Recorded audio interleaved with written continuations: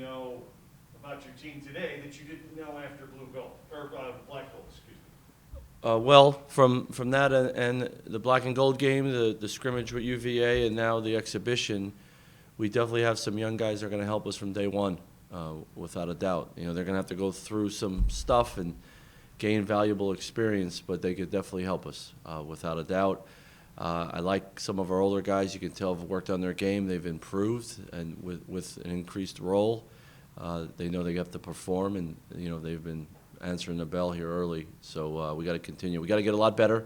We all know that. I think this team can get a lot better, and we're excited about that. Have you settled on rotations at least for the first game, or is that going to be a work in progress? It's a work in progress, without a doubt. The way we compete in practice, they're going after each other for minutes. I think it's bringing the best out in everybody.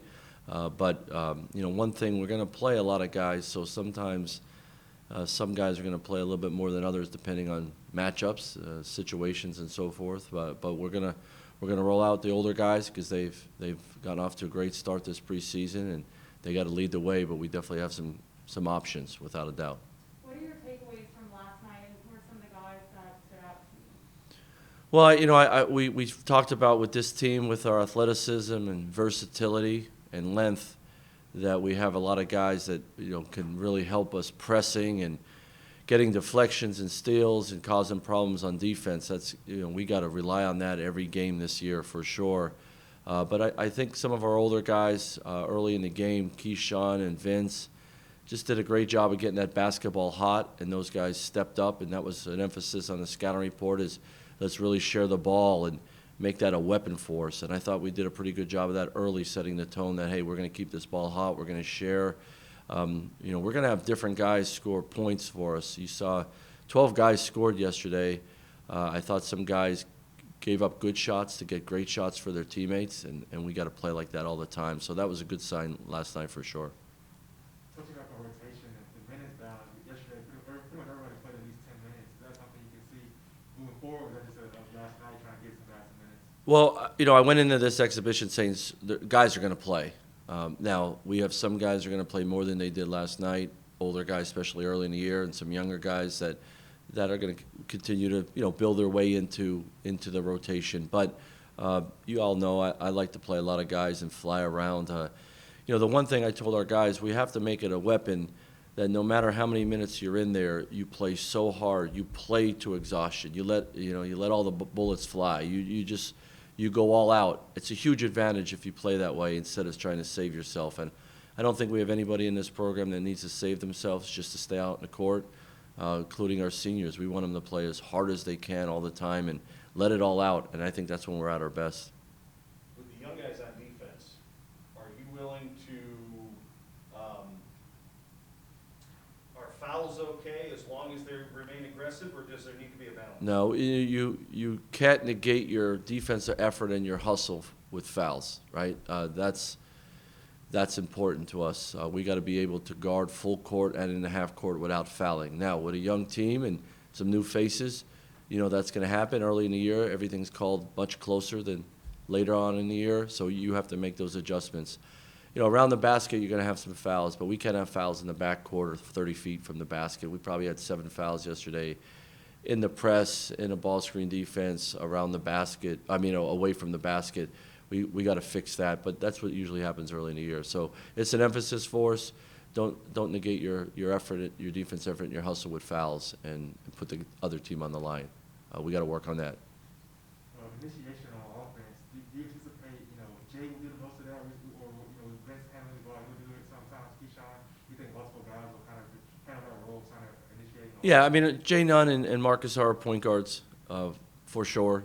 They'll have the bulk of the initiating the offense and getting us in the entries. But we also we want to let him play. If Vince gets the ball off the rim, he's going to go with it. If it's a quick outlet up the sideline to Vince, I want him to go with it. Same, Keyshawn gets the full speed in transition. That's to our advantage. So we're gonna allow our guards to be players without a doubt. When certain guys have the ball in transition and the ball gets hot, good things are going to happen. So, we're not going to pigeonhole guys that way. But when it's time to run a play or flow into our motion game, usually our point guard's initiating that. We don't want to stop that approach. does St. Peter's line up on your schedule? Well, we wanted to find teams that, in the top 2, 3 in their league that play a good schedule that helps us in our net, and St. Peter's is very good. This is probably one of the toughest season openers that we've had around here in a long time, and we got our hands full for sure. We got to really improve the next week here, getting ready for our opener. I have great respect for them and their coach and the way they play, how hard they play, but we got to play games like this, especially for this team this early. If we had a bunch of cupcakes in here, it's not going to show us a lot or tell us a lot. We wanted to play a very, very good schedule this year and accelerate, our improvement, without a doubt. And, some people say, is that smart?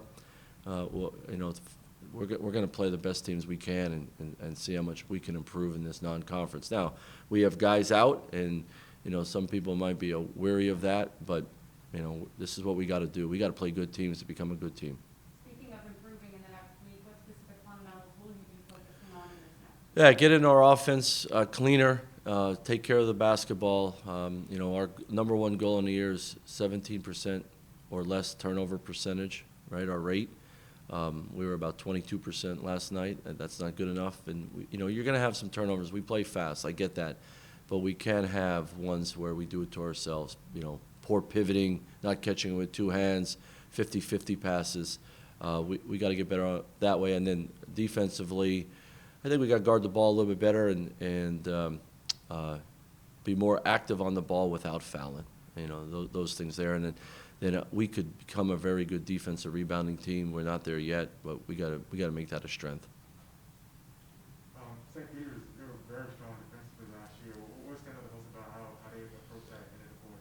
Yeah, well, number one, they don't give you anything easy. They really disrupt stuff, and they fly around, and they do a really good job of not letting you score at the rim. So you're going to have, a team like that who's very good, and they've got a lot of guys back. They'll be strong defensively. But we still got to do what we do. We've played against really good defensive teams. We got to move the ball, and, give up good shots to get great shots, and have an inside-outside presence for sure. We have enough guys that could score at the rim and score around the rim. We got to continue, to make sure that becomes a priority for us as we move along. But they're very talented. They're a tough team. They're well coached. But it's going to be a great challenge for us. But that's what we want around here. For you guys defensively, how do you assess who you guys are with the first? With some of you guys coming in, it seemed like last night they had some good cohesion with that. So you feel like you're in a good place. Yeah, I mean, look, we press every possession in practice, and that's what we're going to do in games. And it's not always about getting a steal in the press. It's about disrupting, and if you're doing things with great discipline, steals will happen. So, I just think with some of our newer guys that the intensity of the press, it's got to be there all the time, and then understanding the press. It's not, we're not just stop flying around and gambling. There's precision to it. There's discipline to it, and the more we do it, the more experience we have. There's certain lineups that are better than others. We got to make sure we have a pressing lineup out there when we emphasize that. But as much as we want to press and use that versatility we have, it's still getting back in, press, but get back in our half-court defense and keep people from scoring, keep people from getting to the free throw line. What are the most important principles in the half court once you get out of press to make sure you're defending where you are, you're not really getting late in the shot clock and stuff like that? Right. Number one is guard the basketball. You guard the basketball and keep the ball in front of you. You're not in a rotation, so your defense is set. Slow the movement of the ball down. Every time the ball gets held or because your defense disrupts them, you could reset your defense, your team defense. And then having great awareness of being in, we like to say, being in perfect position off the ball. Don't be late to be in perfect position, because that turns into long closeouts, or you're late on arrival of the ball. So, we want to make sure that, precision is the word we use. When the ball's here, you need to be here, and you need to be there on time and ready for the next action. So it all comes together, and you only get better at it by doing it over and over again, and it becomes what you do. How much has Ace helped Jaden throughout his early in the season, just him being in the same spot that Ace was in last year, kind of picking it up?